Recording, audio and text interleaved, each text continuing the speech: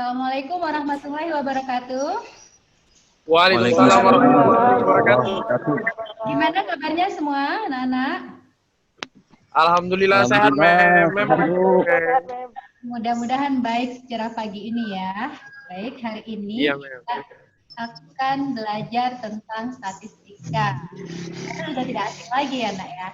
Oke, tapi hari ini khusus untuk ukuran pemusatan data tunggal. Oke. Baiklah, adapun tujuan pembelajaran kita hari ini adalah siswa dapat menjelaskan tentang pengertian min, median, dan modus data tunggal. Dan yang kedua adalah menyelesaikan masalah yang berkaitan dengan min, median, modus data tunggal. Jadi hari ini khusus kita bahas adalah ukuran pemusatan data pada data tunggal. Baik, ukuran pemusatan data tunggal itu ada 3. Yang pertama modus, median, dan min. Oke, poin yang pertama, modus. Modus adalah nilai data yang paling sering muncul. Dengan kata lain, modus adalah nilai data yang frekuensinya paling besar. Berdasarkan banyaknya modus, data dapat dikelompokkan sebagai berikut. Yang pertama, animodus adalah data yang hanya mempunyai satu modus.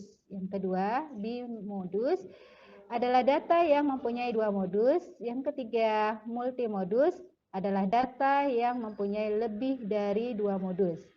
4, data yang tidak mempunyai modus. Oke, berikut contohnya.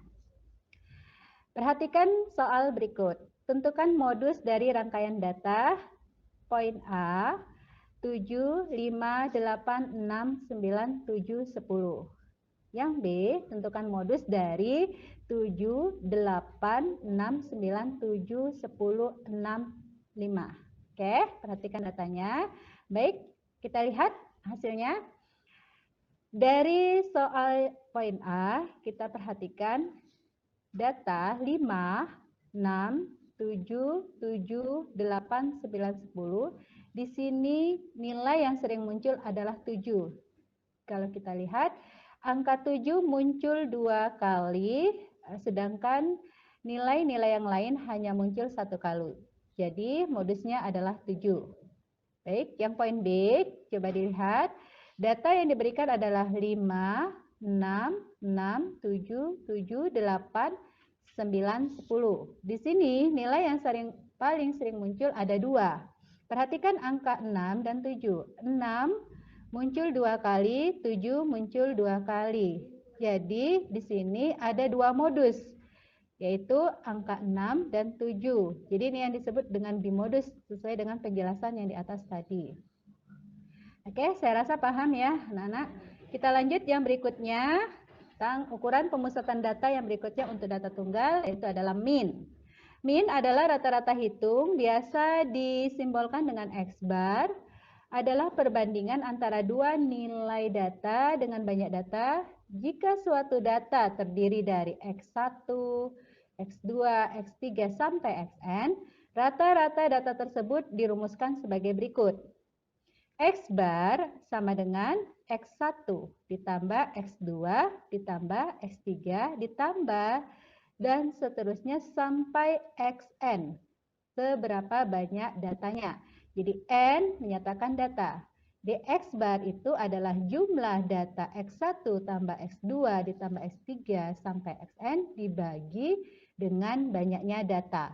Atau bisa diringkas rumusnya dalam notasi sigma seperti berikut.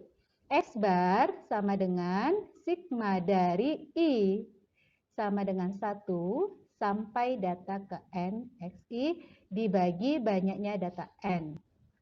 Nah, untuk soal kita juga akan ketemu dengan data yang dia memiliki frekuensi tertentu. Untuk data yang memiliki frekuensi tertentu, masih data tunggal, tapi memiliki frekuensi tertentu, maka rumus X bar kita buat seperti berikut. XI muncul dengan frekuensi tertentu, berarti X itu bisa lebih dari 1 kali muncul. X bar sama dengan sigma dari I sama dengan 1 sampai N, frekuensi Fi dikali Xi per sigma dari I sama dengan 1 sampai N Fi. Di sini X bar adalah rata-rata hitung, XI adalah nilai data ke I, N banyaknya data, FI adalah frekuensi nilai dari data ke I. Baik, kita lihat contoh berikutnya. Supaya lebih memahami, kita lihat dari data tunggal berikut ini diberikan 7, 5, 8, 6, 9, 7. Ini diminta adalah nilai rata-ratanya. Maka kita bisa peroleh nilai rata-ratanya sebagai berikut. Ini di sini ada mu itu sama juga dengan X bar, sama dengan 7 ditambah 5 ditambah 8 ditambah 6 ditambah 9 ditambah 7. Jadi nilai-nilai pada data dijumlahkan dibagi per banyaknya data. Dari soal sebelumnya data itu ada 6. Berarti dibagi 6. Hasilnya sama dengan 42 per 6 sama dengan 7. Jadi kita peroleh rata-rata hitungnya sama dengan 7. Baik, untuk yang berfrekuensi, mari kita lihat contoh berikut. Rata-rata hitung data berbobot. Tentukan rata-rata dari rangkaian data berikut ini. Baik, di sini kita lihat nilai dan frekuensi. Pada tabel ada nilai, ada frekuensi. Nilai 3, frekuensinya 2. Artinya angka 3 itu muncul 2 kali. Oke. 6, frekuensinya 3. Artinya 6 itu ada 3 kali. 7, frekuensinya 1. Jadi 7 munculnya 1 kali. Sedangkan 9 frekuensinya 4. Berarti banyaknya data di sini adalah kita hitung frekuensinya. 2 tambah 3 tambah 1 tambah 4. Berarti ada 10. Baik, untuk mencari rata-rata hitungnya kita lihat penyelesaian berikut ini. Nah, tabel frekuensi tadi saya buat seperti ini supaya jelas jumlah datanya. Baik. 3, nilai 3, frekuensinya 2. Berarti jumlah data 3 dikali 2 sama dengan 6. Fx itu adalah data dikali frekuensinya. Baik. 6, data 6 ada 3, frekuensi 3. Maka F kali X itu 18. 7, ada 1, berarti 7 kali 1, Fx-nya 7. Kemudian 9 ada 4 frekuensinya, berarti 9 kali 4 36. Dari sini kita lihat frekuensi datanya itu adalah 10. Berarti ada 10 data, banyaknya data. Sedangkan jumlah datanya setelah kita jumlahkan hasilnya adalah 67.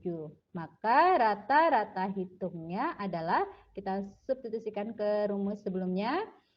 Rata-rata itu adalah Fx per jumlah frekuensi. Maka 67 jumlah data dibagi banyaknya data 10. Kita peroleh rata-rata dari data tersebut adalah 6,7. Saya rasa cukup jelas. Baik, untuk data tunggal kita lanjutkan ke yang berikutnya. Ukuran pemusatan data yang berikutnya itu adalah median. Median ada atau lebih sering disimbolkan dengan ME adalah nilai data yang terletak di tengah-tengah suatu data yang telah diurutkan. Datanya terurut. Jika banyak data ganjil. Jadi di median ini kita harus perhatikan dulu datanya harus diurutkan dulu baru ditentukan mediannya. Bisa diurutkan dari yang terkecil ke yang terbesar. Nilai-nilai angka itu diurut dari yang terkecil ke yang besar itu harus diingat benar-benar poin pentingnya. Oke. Nah, dari data tersebut kita akan memperoleh banyak data yang ganjil dan genap dan ini juga harus diperhatikan. Ketika datanya ganjil, maka kita dapat menentukan nilai tengah suatu data, menentukan data yang kemana dengan rumus median itu adalah nilai data ke N tambah 1 dibagi 2. Nilai data ke N tambah 1 dibagi 2. Jadi banyaknya data N ditambah 1 bagi 2 kita akan peroleh nilai. Maka itulah data untuk mediannya. Jadi kalau datanya ini ganjil contoh 11 ditambah 1 dibagi 2. 11 tambah 1 bagi 2 berarti 12 dibagi 2, 6. Berarti data median itu bukan 6, tapi data yang ke-6. Berikutnya, jika jumlah data genap, maka median yang kita peroleh adalah, ini juga perlu diperhatikan, mediannya genap. Kalau data secara, bayangkan saja kalau data genap berarti ada 2 yang di tengah-tengah, tidak tunggal seperti yang ganjil tadi. Maka nilai data median yang ke tengah adalah nilai data N per 2 ditambah nilai data ke N per 2 tambah 1 dibagi 2. Jadi ada 2 nilai di tengah data dibagi 2. Itu untuk median data genap. Baik, kita langsung ke contoh supaya lebih paham. Coba perhatikan soal berikut. Di sini tentukan median dari rangkaian data yang A 7, 5, 8, 6, 9, 7, 10. Kalau kita lihat di sini banyaknya data ada 7, berarti ganjil. Catat ya, angka-angkanya. Di sini ganjil, angkanya ada 7, 5, 8, 6, 9, 7, 10. Oke, berarti banyaknya data ganjil. Perhatikan lagi, lihat rumusnya untuk menerapkan ke penyelesaian nanti. Dan yang B, kita peroleh di sini yang ditanya median dari 7, 8, 6, 9, 7, 10. Di sini banyaknya data 6, berarti genap. Jadi perhatikan benar-benar penempatan rumus untuk mencari median. Baiklah, kita lihat penyelesaiannya. Nah, dari data A, tadi yang belum terurut, diurutkan dulu. Angka terkecilnya adalah 5. Yang terbesarnya adalah 10. Jadi diurutkan dari yang terkecil ke yang terbesar. Yang terkecil 5, 6, 7, 7, 8, 9, 10. Jadi ini sudah diurutkan, baru tentukan mediannya. Karena ini ganjil, kita pakai rumus letak median itu berada di mana? Di N tambah 1 per 2. Banyaknya data ada 7. Berarti 7 ditambah 1 per 2, diperoleh 4. Nilai median bukan 4, tapi kita peroleh data yang keempat. Perhatikan urutan data berikut, data yang keempat itu adalah 7. Jadi mediannya adalah 7. Oke, saya rasa paham ya. Berikutnya untuk yang datanya genap, perhatikan di sini sudah saya urutkan data yang di soal tadi, yaitu adalah 6, 7, 7, 8, 9, 10. Jadi letak medianya juga harus diperhatikan ya. Letak medianya harus diperhatikan. Di sini datanya itu, letak median itu terpengaruh oleh 2 data karena dia genap. Letak median yang pertama itu adalah di N tambah 1 per 2 itu posisinya adalah 6 tambah 1 per 2, 7 per 2, 3,5. Berarti letak datanya di 3,5. Kan tidak ada data 3,5 di sini. Maka caranya adalah untuk menentukan median sesuai dengan rumus, kita peroleh adalah data ketiga ditambah data yang keempat. Maka kita peroleh 7 ditambah, berapa nih data keempatnya? 8 dibagi 2. Hasilnya adalah 7,5. Jadi mediannya 7,5. Oke, saya rasa paham ya anak-anak. Berikutnya ini adalah soal yang bisa kamu coba. Perhatikan soal di bawah ini. Silahkan diperhatikan, dia ada 21 data.